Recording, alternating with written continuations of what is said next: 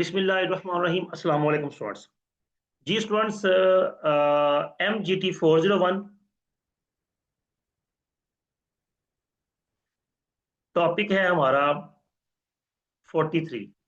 Student ने पूछा है सवाल कि सर ये जो आपने क्वेश्चन समझाया इसकी समझ नहीं आई।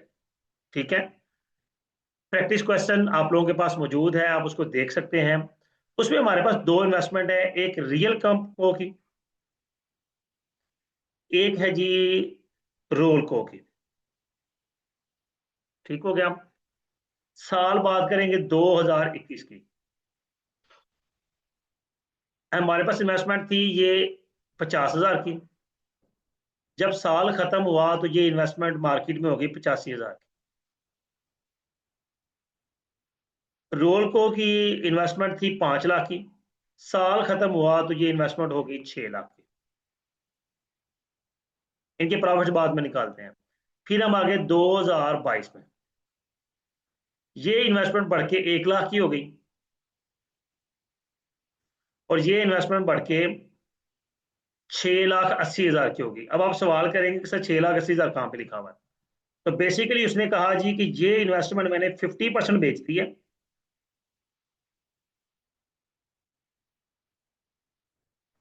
और 50% मेरे पास है। जो बेची है वो भी 3,40,000 की बेची है। अब जो रिमेनिंग बच गई वो भी 3,40,000 की है। तो टोटल जमा कर लो तो 6,80,000 ही बनता है। ठीक हो गया। अब देखिए मैंने यहां पे प्रॉफिट रियलाइज किया 35,000 का। अब प्रॉफिट निकालते हैं। इसको थोड़ा सा छोटा कर लेते हैं ताकि हम एक ही पेज पे सब कुछ देख सकें। अब निकालते हैं प्रॉफिट। यहां पे देखें, रियल का प्रॉफिट आया पहले 50,000 से 85,000, 35,000 का। ये चूंकि हमने इन्वेस्टमेंट सेल नहीं की तो इसका मतलब ये अनरियलाइज्ड प्रॉफिट है। ठीक है। और उसके बाद 1 लाख 85 से 1 लाख होगी तो 15,000 का।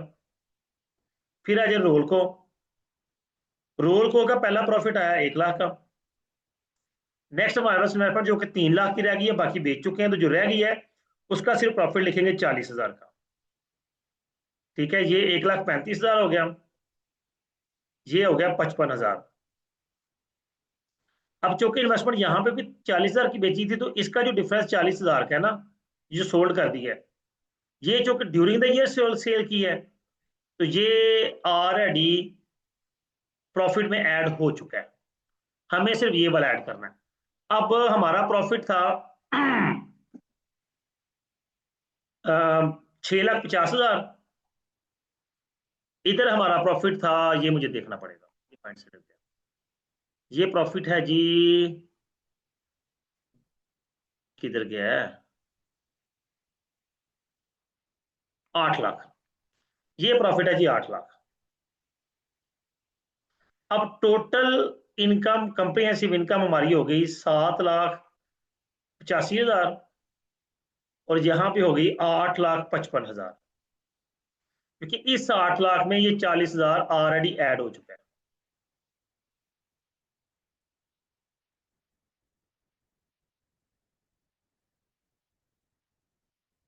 देख लें 8 लाख और 7,85,000।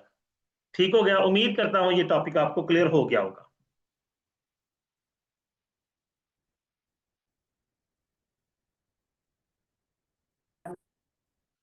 जी जी स्टूडेंट्स, अब टॉपिक 45 की बात करेंगे। टॉपिक 45 में हमारे पास कुछ सिनेरियोज हैं, उन सिनेरियो के हवाले से मैं जनरल एंट्री करता हूँ। ठीक है, तो सिनेरियो को अंडरस्टैंड करते हैं और अल्टीमेटली हम एंट्री बनाएंगे, करेंगे नहीं। नीचे हुई हुई है, मुझे जरूरत नहीं है, सिर्फ मैं बनाना सिखाऊंगा। देखिए, sample company issued 1,000 number of equity shares of 100 each. सबसे पहली बात कि इस 1,000 को हम मल्टीप्लाई कर देंगे 100 के साथ। ये हमारा कैपिटल आ गया सीधा सीधा। ये हम प्रीमियम पे इशू करें, ये हम डिस्काउंट पे इशू करें, ये हम जैसे मर्जी इशू करें, ये मुफ्त दे दे, कोई फर्क नहीं पड़ता। कैपिटल में ये 1 लाख सीधा सीधा आना ही आना है। ये बात पेट श्योर है, इसमें कोई दो राय नहीं है। ठीक हो गया, एक बात तो ये हो गई। अब अगला सिनेरियो, अगला हिस्सा पढ़ते हैं। ईच एट प्रीमियम ऑफ ₹30 पर शेयर। अब हर शेयर, जो 1,000 शेयर है, हर शेयर हमने 30 के प्रीमियम पर बेचा है। प्रीमियम प्रॉफिट को कहते हैं। ये प्रॉफिट का दूसरा नाम है, क्योंकि चूंकि ये कैपिटल एसेट पर प्रॉफिट आ रहा है, इसलिए इसको प्रॉफिट नहीं कहेंगे, इसको हम प्रीमियम कहते हैं। हम डिबेंचर्स या शेयर जब इशू करते हैं और प्रॉफिट पर अजाफी कीमत पर जब बेचें, तो जो अजाफी कीमत होती है वो प्रीमियम कहलाता है, प्रॉफिट नहीं कहलाता। ठीक है। अब चूंकि जिस तरह कैपिटल क्रेडिट हो रहा है, प्रॉफिट भी क्रेडिट होगा, तो प्रॉफिट भी हमने 30,000 से क्रेडिट कर दिया।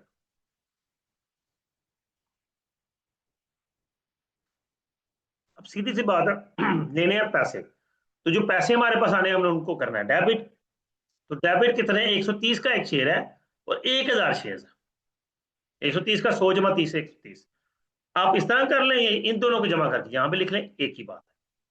हमेशा अकाउंट, आपकी जो ट्रांजैक्शन होती है, जनरल एंट्री में स्टूडेंट्स यही कंफ्यूज होते हैं, वो दोनों साइड्स ढूंढ रहे होते हैं। कभी भी ट्रांजैक्शन में दोनों साइड्स नहीं होती, एक साइड होती है, दूसरी हमें बनानी होती है, दूसरी ऑटोमेटिकली बन जाती है। तो हमेशा एक साइड होना करें। सेकंड सिनेरियो पे आते हैं।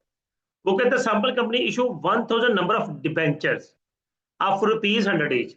ये डिबेंचर्स भी सेम इशू, कि डिबेंचर्स भी 1,000 डिबेंचर्स हैं, 100 का एक है, 1,00,000 से डिबेंचर्स क्रेडिट हो जाएंगे सीधा सा। डिबेंचर लोन होता है, लोन भी क्रेडिट होता है, जिस तरह कैपिटल क्रेडिट होता है। अगले सिनेरियो आ गया, उसने कहा ईच एट डिस्काउंट ऑफ ₹10। अब डिस्काउंट हमारा लॉस होता है, एक्सपेंस, लॉस, डिस्काउंट, ये सारी चीजें जो हैं, बेसिक डिस्काउंट का सिनेरियो एक्सपेंस है, लेकिन चूंकि यहां पे हमारा लॉस है, तो हम इसको करेंगे डेबिट।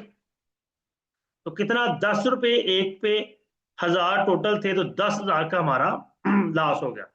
अब देखिए, एक बंदे से 100 लेना था, उसने 90 दिए हैं हमने, हमें 10 कम दिए हैं, तो उस 90 को 1,000 से जरब करके तो बैंक में निकाल लो। दो साइड उसने दे दी, तीसरी हमें खुद निकालनी है। ठीक है। अगर नहीं समझ आ रही तो इक्वेशन को बैलेंस कर दो। 1,00,000 क्रेडिट है, 10,000 डेबिट है, बाकी डेबिट में डाल दो। तीसरा सिनेरियो आ गया। सैपल company limited issued 1,000 number of debentures of ₹100 each at discount of ₹10 each and a premium of ₹5 each at the redemption of debentures। लेकिन जी यहां पे आ गए दो सिनेरियोस। क्या आ गया? उसने कहा जी कि एक तो हम सीधा सीधा आगे, डिबेंचर कितने का, 1,000 को छोड़े, फिलहाल 100 की बात करते हैं। 100 का डिबेंचर है जनाब, अभी आप ₹10 डिस्काउंट ले लें, कितने हो गए, ₹90। ये ₹90 आपने हमें देने हैं, 100 का डिबेंचर और ₹10 डिस्काउंट। तो डिबेंचर आ गया 1,000 जरब 100, 1,00,000 आ गया। दूसरा, हमने उनसे ये भी वादा कर लिया कि जब हम डिबेंचर कैंसिल करेंगे, उस वक्त भी ₹5 आपको इजाफी देंगे। तो मैंने पहले ही बताया कि प्रीमियम प्रॉफिट की एक शक्ल होती है, तो ये क्रेडिट होगा। तो हम लिखेंगे premium on redemption of debentures, कितना, ₹5 जरब 1,000, तो 5,000 आ गया। मैंने अभी कहा कि पैसे मिलने कितने हैं, ₹90। तो ₹90 बैंक में डालेंगे, जरब 1,000, तो ये 90,000 आ गया। 1,00,000, 5,000 इधर आ गया, 90,000 इधर, तो जो डिफरेंस है वो सारे का सारा आपका लॉस है। अब सोचने वाली बात है कि डिस्काउंट तो हम 10 का दे रहे थे जी, 15 का लॉस कैसे हो गया, 15,000 लॉस कैसे है? यहाँ तो 10,000 आना चाहिए था।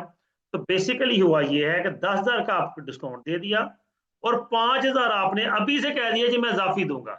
तो जो कह दिया है वो हो गया, वादा कर लिया आपने, लिख के दिया है कि जनाब ये 5,000 इजाफी मिलेगा आपको। तो इसका मतलब है ये 5,000 भी हमारा आज ही लॉस हो गया, ये कल को देने हैं, लाइबिलिटी बन गई है। सो दैट्स वाई ये दोनों लॉस इकट्ठे जमा लेके जाए। जी स्टूडेंट्स, ये आपका टॉपिक नंबर 44 और 45 था। स्टूडेंट ने क्वेश्चन किया कि इसकी सही समझ नहीं आ रही, दोबारा समझा दे, तो मैंने आपको ये दोबारा समझा दिया। अपना ख्याल रखिएगा, वीडियो को लाइक कीजिएगा, कमेंट कीजिएगा। अल्लाह हाफिज।